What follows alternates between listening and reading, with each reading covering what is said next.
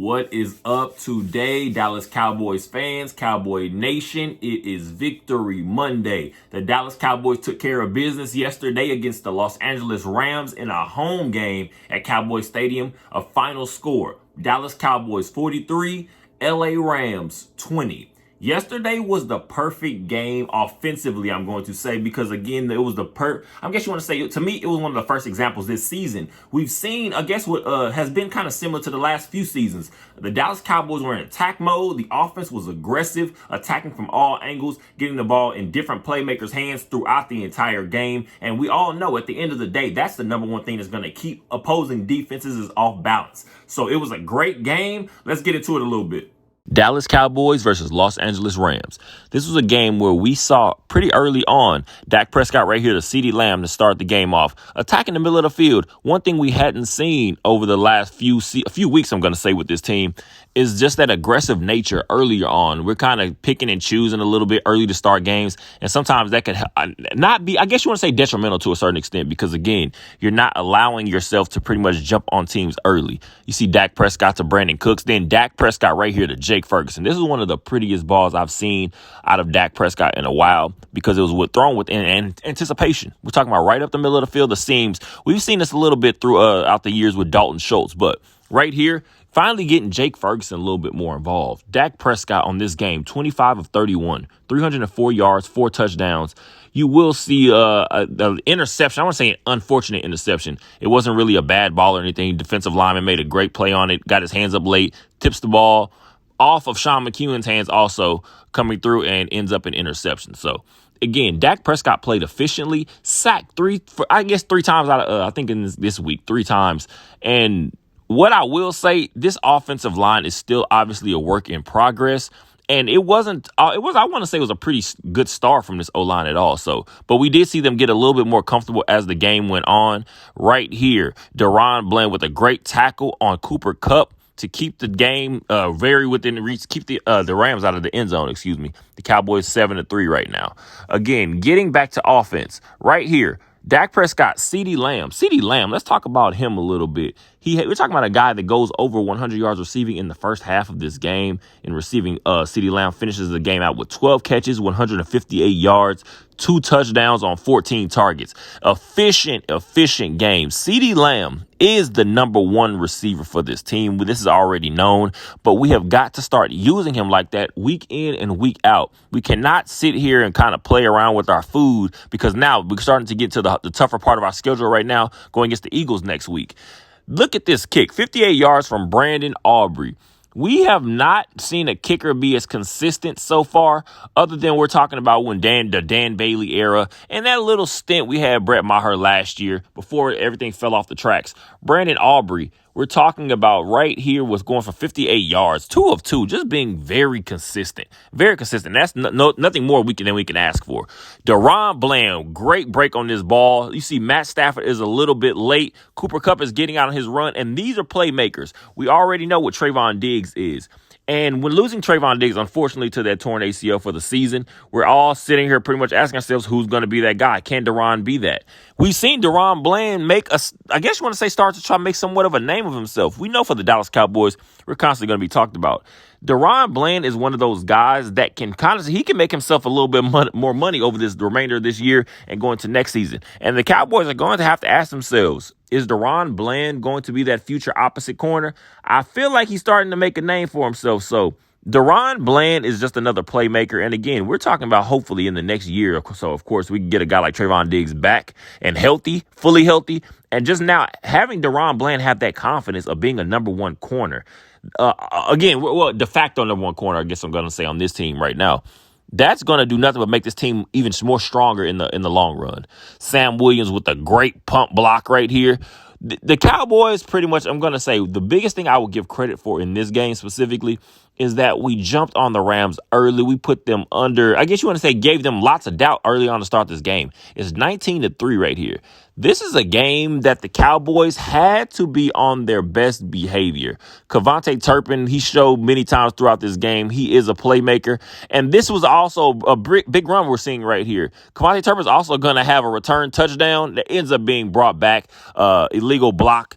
But we have just so many playmakers. I mean, at some point, it's going to feel like we're kind of starting going in circles because at this point, like I said, the number one thing for the Cowboys is just putting it together. There are not many, I guess you want to say, deficiencies you can pull from this game. CeeDee Lamb ended up with his second touchdown catch on the game. A great play right here. Look at this route. Broke the DB down quickly. CeeDee Lamb, like I've said over the last couple weeks, the biggest issue I could see when we got to the red zone is just us not putting the ball in our playmakers' hands. CeeDee Lamb is a guy that I want to see be used. Again, we're talking about the quick slants. We're talking about the quick, I guess you want to say your Robert routes. Just a guy where we're sitting here pretty much just being able to say CeeDee Lamb is just a guy to get into space and as many things as we can get to. Jake Ferguson was utilized a little bit more in this game. That was also big. And, of course, one thing I will give a lot of credit for is this was not a week where you saw many forced balls to a guy like Michael Gallup. We know our bread is buttered. We know exactly who the playmakers are on this team. And we're going to go back to the simple fact that I said Dak Prescott, and I guess we got a little glimpse of it going into the bye week, off of the LA Chargers game. You saw Dak Prescott take a little bit more control of the offense. You saw him get the ball. I'm going to say use his legs a little bit more. And we saw that a few times this game. To me, when Dak Prescott is using his legs, he's running around out there. The number one thing you're going to be able to see is just Dak is just more comfortable when he's not having to think too much. When Dak is playing off instinct and taking full control of this offense. And again, this is the offense that I expected to see throughout all the talk of training camp. Mike McCarthy spoke about, Brian Schottenheimer also, of course, spoke about how many times this offense is pretty much going to be run through Dak Prescott. Dak Prescott had a big voice in the creation of this offense, the Tex Coast a play on of the West Coast offense. So it's just big and great to see that it's actually starting to come to fruition. Michael Parsons right here. Of course, we've gotten so used to this. Many times it gets to a certain point where you're watching these games and the only way that the opposing O-line can keep control of a guy like Micah Parsons is by blatantly holding. I don't know what it is. The league is going to have to get it under control, but we're seeing too many times just simple plays like holding calls. That's why are not being called when we're talking about that happened to the Dallas Cowboys. Again, I'm not a fan, the type of fan that tries to get into the refs too much, because at some point you can't worry about the refs. You have to get out there and make plays. But we have got to get that under check because, again, Micah Parsons makes so many plays that I feel like don't always even show up on the stat sheet. You can just watch a simple Dallas Cowboys game. Watch the pressure that Micah Parsons is putting on the opposing quarterback. And also, when you're watching that at the same time, you're looking at what that opens up for the other defensive players on this line, especially. We're talking about guys like Dorrance Armstrong. We're talking about your DeMarcus Lawrence. We're talking about these Sam Williams type players.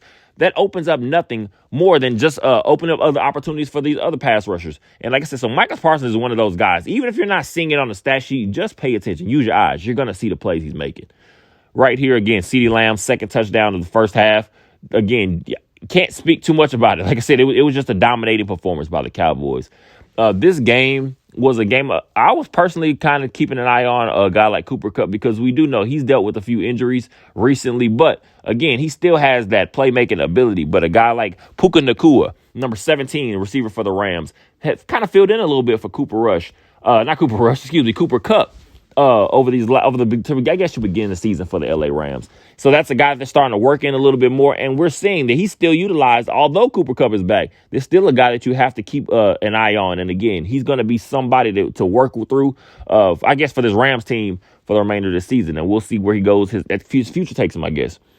The Rams right here end up scoring right before the half. And we're sitting here going to say that now the Dallas Cowboys taking a 33-9, I believe. They go for 2 on this play, I believe. This game, like I said, Cowboys had it under control. There was not too much that you can be upset about. To me, it was just one of those regular season games that right here, the D-line, DeMarcus Lawrence had a great game yesterday. And again, another one of those players I'm talking about, it doesn't always show up on the stat sheet. DeMarcus Lawrence is that old savvy veteran, and we see what he brings to this team. And to me, it's just that fire, that intensity. We know what Micah Parsons is, the player, but DeMarcus Lawrence to me is that vocal leader that we have got to, and I guess you want to say you've got to give him as much credit as you can, because again, you can't have too many of those. We know who all the dogs on this team are, but just watching a guy like I said, DeMarcus Lawrence, just the fire that he brings week in and week out, that can't be just underestimated at all. I guess one thing I will say about this team, the Cowboys, if there's one thing we want to kind of add on to and get a little bit better at, it's to me it's going to run game, of course. Tony Pollard yesterday has 12 carries of 53 yards.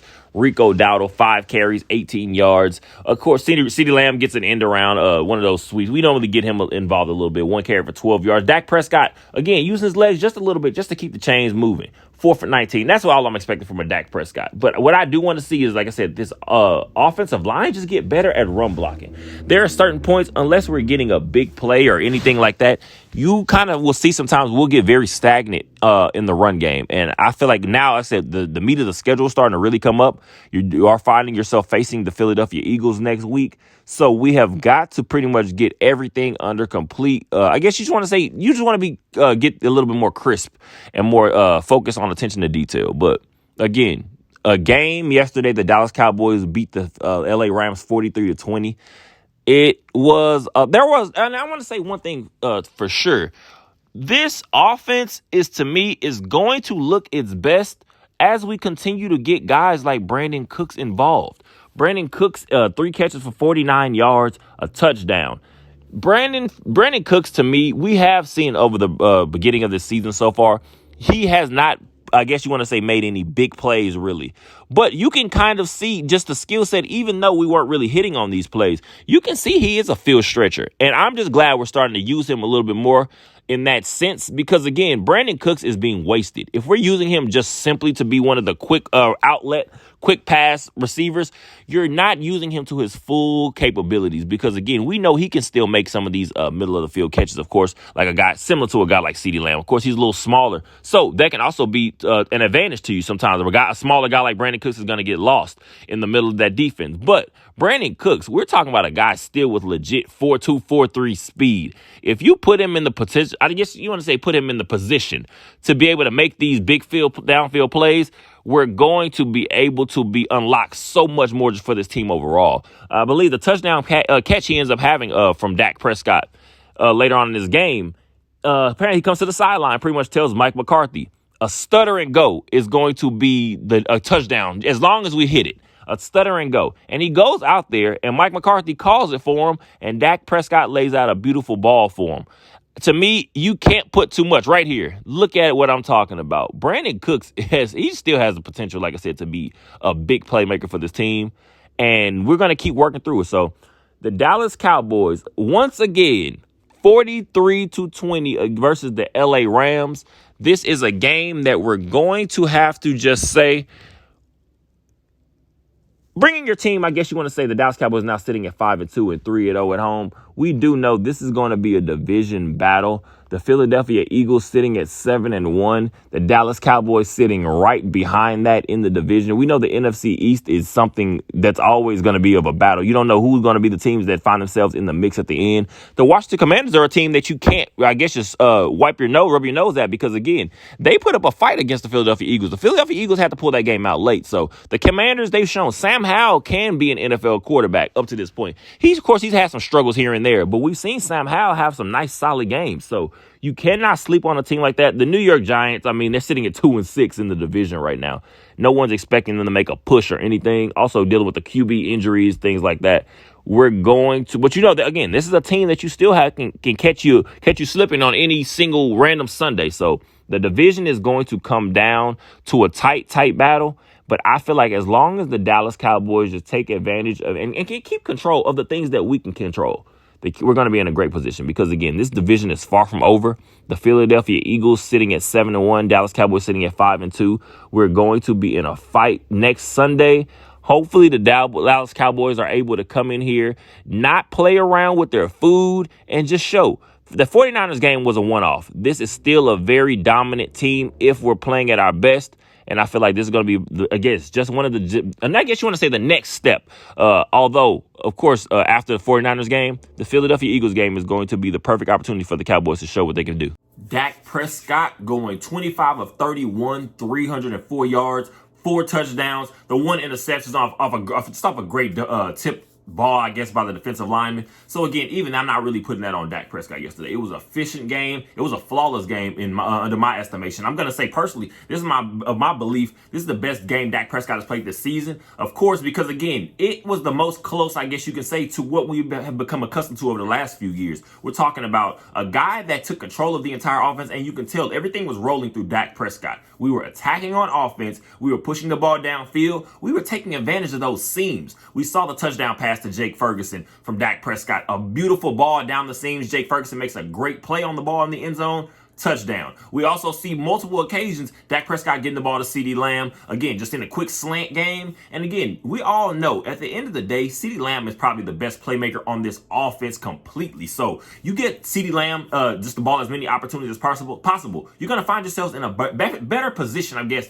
to be able to take advantage of better teams, because we do know the next game against the Dallas Cowboys will be from the Philadelphia Eagles as the opposing team. So we're going to now be in the NFC East battles, these real division battles, and we see the Philadelphia Eagles continue to keep finding ways to pull out wins, now sitting, I believe, at 7-1. We're going to have to come in ready, focused, and as long as the Cowboys do that, I feel like we'll be in a good position to get, be able to pull out a win against the Philadelphia Eagles, because we do know Dak Prescott has had lots of success against this team. We do know it's a team game, so we're not putting it fully on him, but Dak Prescott has usually shown that he has the perfect skill set to be able to take advantage of a team like the Eagles. I'm not looking at the Eagles defense this year as vaunting or anything, so we have some opportunities to be able to take advantage of some things. We need to get the ball to guys like Tony Pollard. I want to see that a little bit more, because we do know Tony Pollard is a playmaker outside of the edges. It wasn't, to me, I guess I want to say, as big of a stance yesterday in the game against the Rams, because again, the passing game was pretty much taking over